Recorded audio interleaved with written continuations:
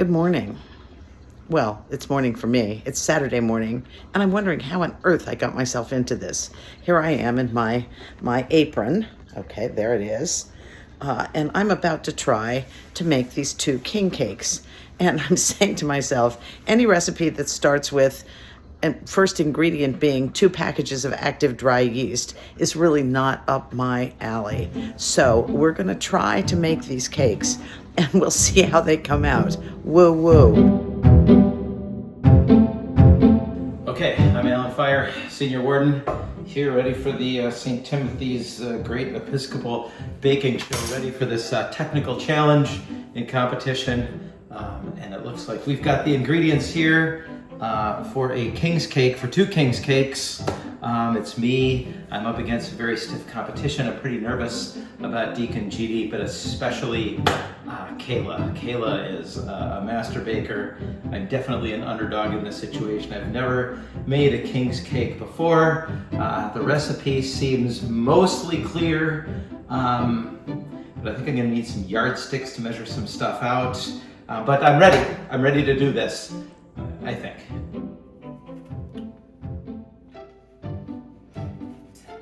Let's do this. Okay, now I have mixed the butter and some sugar into this and melted the butter, and now I'm supposed to wait until it is lukewarm. And over here I have active dry yeast and sugar and a little bit of warm water, and I'm waiting for that to bubble. 5 or 10 minutes, it says. Wow, not my thing. Okay. All right, melt a stick of butter, milk, 1/3 cup of sugar, and salt in a saucepan. The saucepan's big enough. Make sure it's fine. Make sure it's fine. All right, then the milk. Okay. It's a little much, huh? Oh, I've never had evaporated milk before. I don't like the way it tastes. Okay, that's going. That's get the yeast and the sugar and the warm. Wait, the water has to be warm? It has to be warm. How warm? 95 degrees? Let's get it to 95. I think we need 95 for a good pasta nacho. Oh, 99, that's good. Oh, it's gonna be fun to watch that work. Get ready to make the dough rise. The recipe calls for grated rind, but I think that a combination of zest and rind will really amp up the flavor profile, but regardless, I just love the way everything smells. So how are you doing? I think I'm okay. I'm worried I'm gonna run out of time. Time management is important. I'm also worried that I'm not gonna get enough zest from this lemon. Maybe I should have had 2 lemons. Have you ever eaten a king's cake before? No, but it looks yummy. I just don't like cake as much. Do you like oranges? No, I hate them. I like the flavor of an orange, but I don't like eating an orange. Is that kind of weird? Yes. Okay, you're bothering me. I need to focus on what I'm doing. Okay, I'm adding my warm water and my yeast and the sugar. I don't use yeast a lot in my baking. Fingers crossed! What type of cake are you making? This is a king's cake. We're making it in celebration of the Epiphany. Do you know what the Epiphany is? No, I actually don't. It's when the wise men arrived to visit Jesus in the manger. Oh yeah. Yeah. So what is a king's cake? Well, it's like a sweet bread with, and this one has a filling. It's a tradition down in Louisiana, specifically New Orleans, to eat a king's cake because it kicks off like the Mardi Gras season. Did you know that your grandpa grew up with his mom making a king's cake every year for the Epiphany, and she would stick little things in the cake, like a little baby Jesus, or like a penny, or a quarter, and they all represented different things. And if you got the quarter in your piece of cake, that means that you were going to have a rich year. And if you got, I don't remember what the other thing, I think the penny was like money was going to be hard for you for that year or something. And she kept all of those items and she kept them in an envelope and she would reuse those same things every year. Are you gonna stick things in it? I'm going to put baby Jesus in it. Okay. I need to do some research and remember what happens, what it means if you get the piece that has the baby in it.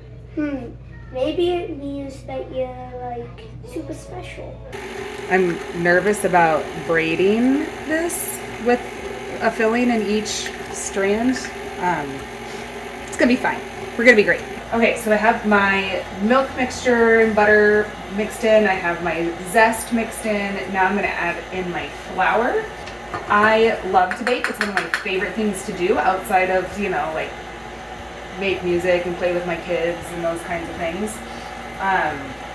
So I'm kind of particular about how I measure things. So I chose to measure mine by weight. Hopefully that'll work out for me in the end, because I know if you use too much flour, it gets too dense. If you don't get enough, it's going to be too doughy. So hopefully this going by weight works to my advantage so I can dominate the competition. Here's what you shouldn't do while you're mixing this dough. You should not turn the mixer on really high when you just put some flour into it, because it goes all over the kitchen. Yeah, here's the mixer now with all the flour all over everything. With that orange and lemon in there, make this smell so good. This feels like we're doing okay here. This is so warm. It's coming together nice for the most part, but it's really warm. Shirt's fine. I know what I'm doing. What could go wrong? Okay, it's looking good. So, how's it going? I am kneading my dough right now. I think I might need to add some more flour to It it. smells good. Yeah. It smells delicious. How big do you expect it to be? I think it's gonna make 2 cakes about this size of round. What are you gonna do for the decoration? Ooh, I get to use colorful sugars. These are the babies that I stick in the bottom of the cake. And if you're lucky, you get a piece of cake with a baby in it. Those are the toothpicks. I think it's to put into the bite-sized pieces for easy pickup. And then we know whose cake belongs to who, because I'm up against Alan and Deacon Jeanie. But you guys shouldn't know what color it is. So you have to pretend you don't know anything. I don't know nothing. This is looking much better. I still think I need to add a little more flour. Okay, this is the way this dough looks now that I have mixed all of these ingredients together. And I'm sort of hoping that Kayla's and Alan's dough is as gummy as this feels to me, but whatever, they tell me to knead it for 5 to 10 minutes. So that's what I'm doing next. Gotta do a little hand kneading. I'm excited to see what this is gonna look like once it comes together and rises. So now I gotta let it rise. I'm excited. All right. Rise, baby, rise. So you guys are eating my citrus leftovers, huh? Mom thinks it's a grapefruit. It looks like a grapefruit. But it's- Marie, you said you helped Dad find them at the store. Yeah. Well, it might be a grapefruit. Does it taste like an orange? Yeah. Kind of. I mean, you never know. What did you buy me from the store? I think it's a blood orange because it doesn't taste like grapefruit. Because I'm chewing on kids' chewy. Whatever. Yeah, that tastes like an orange. Okay, while the dough is proofing, it's time to work on the filling, which involves chopped pecans. And I'm not going to buy chopped pecans. I'm going to buy whole pecans. I'm going to use whole pecans. I'm going to roast them first. Hopefully that will give me the competitive edge. Hopefully it's proofed enough. Does that look double? Looks almost double. Rolling things out to precise dimensions is not my strength. Flavor is my strength. Darn good nut filling. You can smell the roasted pecans in there. Anything with a lot of butter and sugar is good. I didn't put as many eggs in here as I was supposed to, so it might be a little dry. It might not puff up as much, but maybe that'll just draw even more attention to the exquisite flavors. Okay, I'm back after hopefully waiting while the dough is rising, doubling in size. But I've imported some sous chefs to work with me, and I'm going to introduce them. Okay, these are my granddaughters who are going to help. This is Helena, and this is Lucy, and this is Maggie, and this is Millie. And the first thing they're going to do is help me to make the filling that goes in these cakes. And here's another member of my team. This is Marcia Schaefer, and Marcia has been cleaning up both before and after me, which has been absolutely marvelous. We started? Okay. This is my little sous chef group helping me try to make this rectangle that we're supposed to make with this dough. And Lucy is, and whoa, okay. You have to be a little careful because what we don't want is it to tear. Okay, hang on just a second. Let's look at the width because I know we're not 30 inches, but where is 15? Okay, our widest point here is almost 15. We're at so 14 that's, and a half. Okay, that's the widest part, so you know that, okay? So just like scooch it up just a bit. Oh, she's doing well. Yeah. Whoa, that's Dough. big. So I'm gonna dump that out. I'm not too worried about Alan and Jeanie. I think I'm gonna be all right here. The rolling pin. Does it sound like I know what I'm talking about? I mean, totally. Roll half into a rectangle 30. Roll half of it into a rectangle 30 by 15 inches. Okay, I rolled all of it into a rectangle 30 by 15 inches. Okay, so I wasn't supposed to put the melted butter in with the nuts and the sugars for the filling. The butter is separate. So it's just gonna have a lot more butter, and I gotta cut this in half and make it into two things that are half that thickness. No problem. Okay, here is where the hardest part here is getting this thing to, it's not working, to turn into a rectangle. So here is what we're doing here. Can you see how we're rolling this out? And we've cut off some pieces off the end to try and, but I think we need to flour it a little bit more or whatever. Anyway, we're learning. And our second cake will probably be a little better and a little easier. Brush my butter on here, and then I have to cut it into 3 strips. Butter always makes everything better. Yes, I think your grandma has taught you very well on that. And then once I get the butter on here, then I cut it 3 strips, and then I have to braid it. Yes. Okay, and then I have to put my filling. You didn't go all the way through. Why didn't you go all the way through? Because I need to keep it connected up here, so when I'm braiding it. Good question. Okay, so I have my brown sugar, cinnamon, sugar, and pecan filling here. Sounds kind of good. So now we're gonna put melted butter on there, and then we're gonna put our filling along the center, and then we're gonna roll up each edge and make 3 long ribbons that we're going to braid together. Won't that be interesting? I'm noticing that some of my filling is coming out, or like the dough is coming apart a little bit, so I'm trying to like pinch it together. Can't wait to see it when it is fully braided. What step are you on now? Fixing my mistakes. Ugh. Good job. Thank you. I feel like every baker needs their own cheering section. Well, we've learned something from doing the first one, and so now we're going to try the second cake. And let me show you what it is that we're doing with the second one. We started with a more rectangular lump of dough. So we'll show you. Okay, this is our dough that we're now working for the second cake. And we've got it about as wide as we want it, but we need 12 more inches in length. So, wow. Okay, here's Helena trying to make our dough go longer without ripping any of it. We've learned a little bit from our last attempt. This is a much more rectangular piece of dough that we have rolled out, so our strips are much more even. We're kind of proud of that. Okay, so now what's next? I have to do it all again with the second half of my dough. Is Alan sending me smack talk right now? Yes, Alan just said you should quit right now. He's right. Now you should quit. Never give up. I'm a little concerned. I have some tears. Yes, I saw this happen.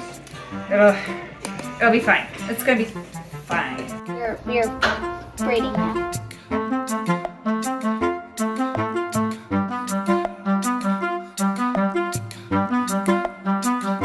Well, I just decided that it's time to put my king cake in the oven. So I just used my beaten egg and I coated it nicely. Now I need to put purple, yellow, and green on here. But I just realized that I made a bit of a mistake in my planning for today because our dinner is in the oven. And I need the oven because my bread is like ready to go in. My buddy Alan, who is making his king's cake, I think his flavor is going to be better than mine.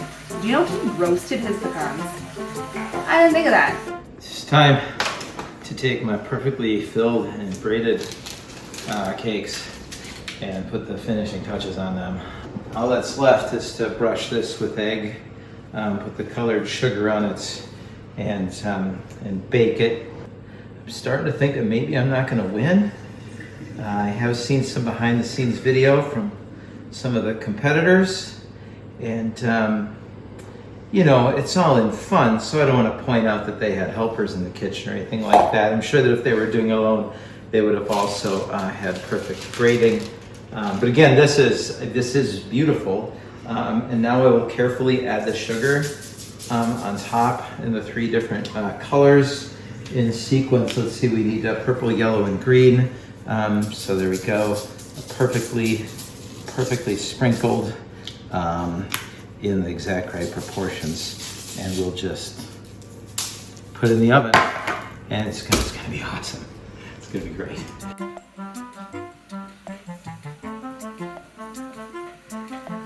So I can make it as equal as possible.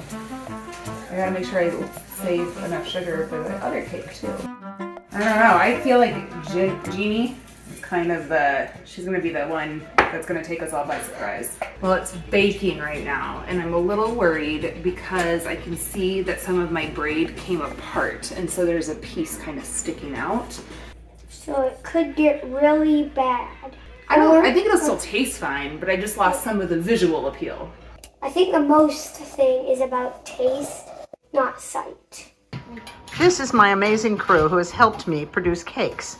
And I'm going to show you now the finished product of both cakes before we put on the confectioner's sugar glaze and the rest of the sprinkles. So here are our 2 cakes. Millie, get out of the way. There we go.